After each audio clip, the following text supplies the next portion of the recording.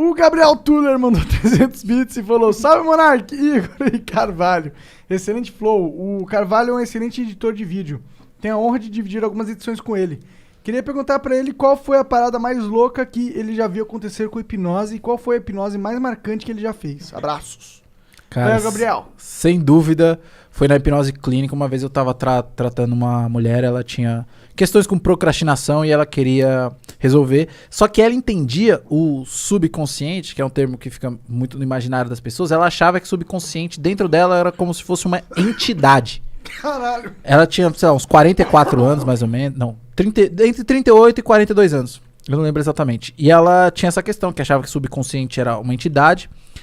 E eu fui fazer a terapia com ela, a gente começou a fazer e eu rebaixei fator crítico, comecei a dar sugestão, etc. E o que aconteceu? Ela começou a rir e chorar ao mesmo tempo. Só que dividiu o rosto dela de uma tal forma que ela chorava só por um olho e ria só por uma parte da boca. Então parecia que metade do rosto dela estava feliz e a outra metade estava triste. Enquanto isso acontecia, ela ia chorando e rindo umas gargalhadas bem assustadoras ao mesmo tempo. Eu perguntei o que está acontecendo. E ela falou: o meu subconsciente não vai deixar você entrar e ele tá rindo da sua cara.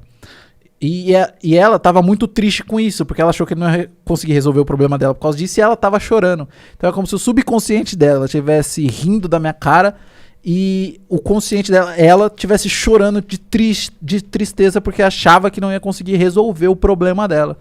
Então esse bagulho foi muito bizarro, muito bizarro. E o melhor de tudo foi como isso se resolveu. Eu duvido alguém tem no mundo adivinhar. Tu desceu a porrada no subconsciente dela. Eu usei uma metáfora de Naruto. Caralho. Por isso que Naruto pode ser duro às vezes. Por isso que é bom pra quem faz terapia fazer uma boa anamnese, que é entender o cliente, né? Pegar a ficha dele, entender todas as questões, saber do que gosta. Ela me falou que gostava de anime e que um dos favoritos dela era Naruto. Então eu trabalhei como se o subconsciente dela fosse a raposa de 9 caudas, que lá na frente do Naruto, é o demônio que tem dentro do Naruto, e lá na frente fica amigo dele, e graças a essa união eles ficam muito mais fortes. E aí a partir do momento que ele vira o mais pica do anime. Então eu consegui trabalhar junto com isso e falei, eu entendo, seu subconsciente não me aceita, etc. Mas lembra de quando aconteceu isso, pode acontecer parecido e vocês dois vão se ajudar, vocês vão ser mais fortes, não tem a ver comigo, não sei o que lá, não sei o que lá. Isso tá sendo... E a gente desenrolou e resolveu o problema dela. Passou e fez as pazes com o subconsciente graças à metáfora de Naruto. Por isso que é muito marcante e muito bizarro, porque eu nunca tinha visto nada parecido. E foi uma pessoa, tipo, 40 anos, cara, uma metáfora de Naruto mudou a vida dessa pessoa no momento de terapia. Caralho, isso é realmente bem diferente e bem bizarro, pra dizer o mínimo. Exato. Rir com metade da boca e chorar com de um olho só. Caralho. Teve outro caso, por exemplo, que eu vou falar, não é bizarro, mas é, tipo, de se lembrar, por exemplo, teve esse caso. Por exemplo, tem terapias que demoram semanas, sei lá, 4, 5, 6 semanas. Agora, por exemplo, teve uma mulher que ela tinha fobia de sapo, que eu tratei ela, sabe como? Foi muito bizarro. Jogou um sapo em cima. Não, ela falou, tenho fobia de sapo, não sei o que, ela falei, imagina um sapo agora. Ela imaginou, eu falei, você sabe que o sapo falou pro Bob Marley? Ela falou, não. Eu falei, reggae. E no momento que ela tava vendo uma imagem mental de um sapo, e ela começou a rir. E o que aconteceu? Ela criou uma nova conexão neural. E na hora, a conexão neural é como se fosse um caminhozinho que a gente segue do cérebro, né? Porque o seu cérebro, ele trabalha com... Como é que tu fala isso e fica sério?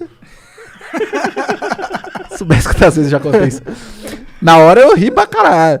Mas então, o nosso cérebro ele trabalha sempre com previsões. Previsões, sempre. Por exemplo, sabe aquele negócio? Quem é esse Pokémon? Quando você vê aquela imagem borrada, você tenta buscar na sua memória qual é aquele Pokémon. Você sabe como abre uma maçaneta? Porque sua vida inteira você viu maçanetas fazendo assim. Então, quando você vê uma maçaneta depois que é o contrário, que tem que levantar, você fica até meio travado. Você fala, porra, que o seu cérebro trabalha com previsão. Uma pessoa que tem fobia, você chega e fala, olha uma pessoa que tem fobia de barata. Olha a barata. A pessoa não precisa ver a barata pra começar a ter a reação fóbica. Ela fala, não. Uhum.